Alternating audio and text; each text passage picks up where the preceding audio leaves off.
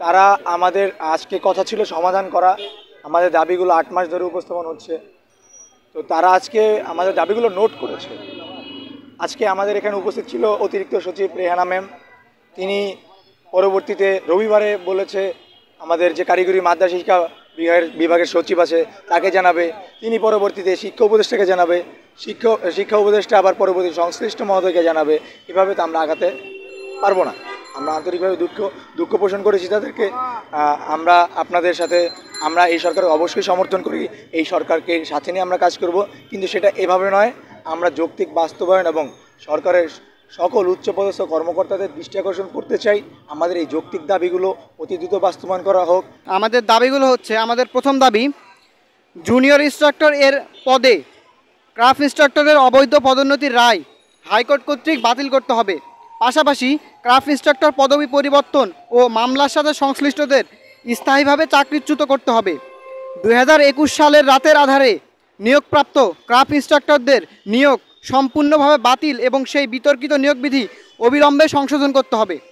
আমাদের দ্বিতীয় দফা হচ্ছে আপনার ডিপ্লোমা ইন ইঞ্জিনিয়ারিং কোর্স যে কোনো বয়সে ভর্তির সুযোগ বাতিল সহ উন্নত বিশ্বের আদলে 4 বছর মেয়াদি মানসম্পন্ন কারিকুলাম নিশ্চিত করে একাডেমিক কার্যক্রম পরবর্তী প্রবিধান থেকে পর্যায়ক্রমিকভাবে সম্পূর্ণ ইংরেজি মাধ্যমে চালু করতে হবে।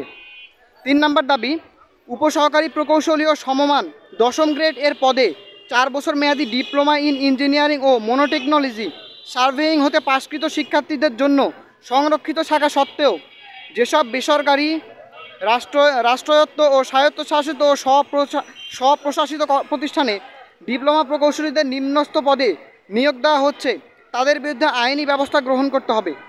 আমাদের চতুর্থ দাবি হচ্ছে কারিগরি সেক্টর পরিচালনায় পরিচালক, সহকারী পরিচালক, বোর্ড পরিচালক, উপসচিব, পরীক্ষা নিয়ন্ত্রক ও অধ্যক্ষ সহ সংশ্লিষ্ট সকল পদে কারিগরি শিক্ষা বহির্ভূত জনবল নিয়োগ নিষিদ্ধ করতে হবে এবং তা আইনানুগ নিশ্চিত করতে হবে। এই পদগুলোতে অনতিবিলম্বে কারিগরি শিক্ষায় শিক্ষিত জনবল নিয়োগ এবং সকল শূন্য পদে দক্ষ শিক্ষক ও ল্যাব সহকারী নিয়োগের বিজ্ঞপ্তি প্রকাশ করতে হবে। আমাদের পঞ্চম দাবি হচ্ছে কারিগরি শিক্ষায় বৈষম্য ও দুরবস্থা দূর করার পাশাপাশি দক্ষ জনসম্পদ তৈরিতে কারিগরি ও উচ্চশিক্ষা মন্ত্রণালয় নামে স্বতন্ত্র মন্ত্রণালয় প্রতিষ্ঠা করতে হবে এবং দ্রুত সময়ের মধ্যে কারিগরি সংস্কার কমিশন গঠন করতে হবে। আমাদের শেষ দাবি হচ্ছে পলিটেকনিক ও মনোটেকনিক ইনস্টিটিউট হতে পাশকৃত শিক্ষার্থীদের উচ্চশিক্ষার সুযোগের লক্ষ্যে একটি উন্নতমানের টেকনিক্যাল বিশ্ববিদ্যালয় প্রতিষ্ঠা করতে হবে। পাশাপাশি নির্মাণাধীন 4টি ইঞ্জিনিয়ারিং কলেজ নড়াইল, নাটোর, খাগড়াছড়ি ও ঠাকুরগাঁও এ পলিটেকনিক ও মনোটেকনিক হতে পাশকৃত শিক্ষার্থীদের জন্য অস্থায়ী ক্যাম্পাস ও ডুয়েটের আওতাভুক্ত একাডেমিক কার্যক্রম পরিচালনার মাধ্যমে আগামী সেশন থেকে 100% সিটে ভর্তি নিশ্চিত করতে হবে।